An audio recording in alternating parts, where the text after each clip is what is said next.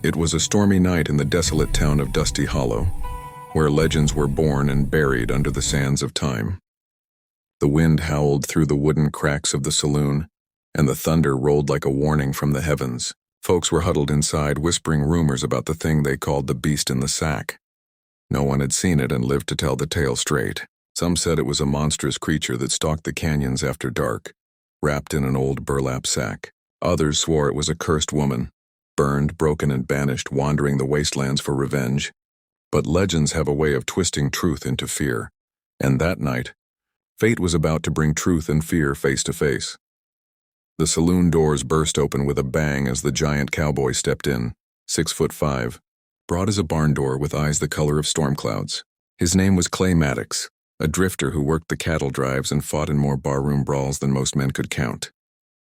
He didn't say much, didn't need to. His reputation rode ahead of him like a shadow. People called him Ironback Clay, the man who could lift a bull and never break a sweat. But behind his strength he carried a loneliness that no one saw. His mother died when he was 10, his sweetheart ran off with another man, and every friend he'd ever had was buried somewhere out in the plains. Clay was a man built of scars, some on his skin, most in his heart. He ordered a whiskey, and the bartender, nervously polishing a glass, said, "You best stay in tonight, mister." "The beast's been seen again, down by Widow's Creek." Clay raised an eyebrow. "Beast, huh? You mean some wildcat or a man pretending to be one?" The bartender shook his head. "Neither. Folks say it's not human. Carries a sack. Makes a sound like a cry and a growl together. Took old man Harris's horse clean last week." The saloon went silent. Clay smirked slightly, tossing a coin on the counter. "Reckon I've faced worse than bedtime stories." He stood, adjusted his hat, and walked out into the storm. Lightning tore across the sky as Clay rode his black stallion toward Widow's Creek. The rain stung his face like needles, and the smell of wet earth filled the air. The creek was swollen and wild, its waters frothing white under the lightning flashes. Then he heard it, a low, sorrowful wail. It wasn't quite human. It wasn't quite animal. His horse shivered beneath him. Clay dismounted, drawing his revolver slowly, boots sinking into the mud. The sound came again, from the ridge above. He climbed, muscles tense, heart steady, until his lantern light caught movement. Something large, hunched, wrapped in a torn burlap sack. "Hold it right there," Clay commanded, his voice echoing against the canyon walls. The figure froze. The sack was tied around the person's shoulders, hiding the face completely. "You one of them monsters folks been talking about?" Clay asked. No answer. Just the faint sound of weeping. He stepped closer, gun steady. Then, with one swift motion, the figure turned, and the lantern light revealed a pair of terrified eyes beneath the sack's torn flap. Not a beast, a woman, dirty, trembling with tangled hair and bruised hands. She flinched from the light, whispering, "Please, don't shoot."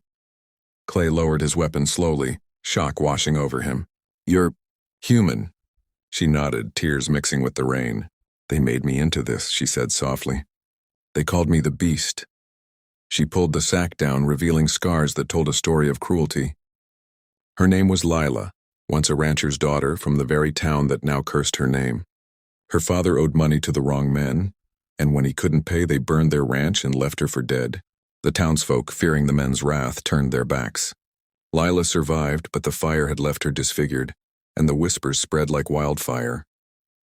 To hide her scars, she'd covered herself with an old burlap sack and disappeared into the hills. Clay listened in silence as thunder cracked above them. Something in him stirred, a flicker of the man he used to be before life hardened him. "Ain't no beast in you," he said finally. "Just pain folks were too scared to look at." She looked at him, eyes wide, as if no one had ever spoken kindness to her before. For the first time in years, she smiled. Over the next few days, Clay stayed in the canyon with Lila, helping her rebuild a small shelter and hunting food. He learned how strong she was, how she'd trapped animals to survive, healed her own wounds, and learned the land like it was part of her soul. The sack, once her shame, became her armor against a world that had tried to destroy her. But Clay saw past it. He saw her courage, her gentleness, the way she hummed to herself when she thought he wasn't listening. Every day the storm inside him quieted a little more. Then came the morning when the past caught up to them.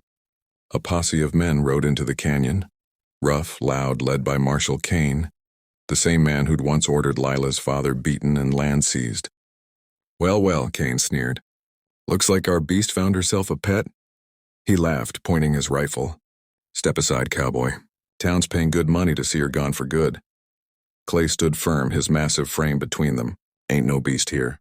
Just a woman you broke and branded. Kane spat in the mud. She's cursed, Maddox, bad luck. You'll see. Clay's hand went to his revolver. Only curse I see is men too weak to face what they've done. The standoff was like lightning about to strike. The posse raised their guns, but Clay was faster. 3 shots rang out, echoing across the canyon. When the smoke cleared, 2 men were down and the rest fled in terror. Kane, wounded and pale, crawled away, muttering about monsters. Clay turned back to Lila, who was shaking. He dropped his gun and pulled her close. It's over, he whispered. Ain't nobody calling you a beast again. Days turned into weeks. Together they moved into the plains far from Dusty Hollow. Clay built her a cabin near the river, where wildflowers bloomed and the wind sang softly through the trees. Slowly, Lila shed the sack for good, letting the sun touch her face again. Her scars faded in Clay's eyes, replaced by a beauty deeper than skin. He'd found something he never knew he needed: peace, love, and a reason to stop wandering. The giant cowboy who once roamed without a purpose now found his heart inside the very sack the world had called monstrous. Years later, travelers passing through the plains would tell tales of the beast and the giant, 2 souls who lived beyond the desert, guarding each other against the ghosts of the past. Some said they were cursed, others said they were blessed. But those who ever saw the smoke rising from their chimney knew the truth. It wasn't a monster's den. It was home. And as the sun dipped behind the horizon, Clay would hold Lila close on the porch, her head resting against his chest, and say, "Let 'em talk. The world don't need to understand what love looks like. It just needs to remember it still exists."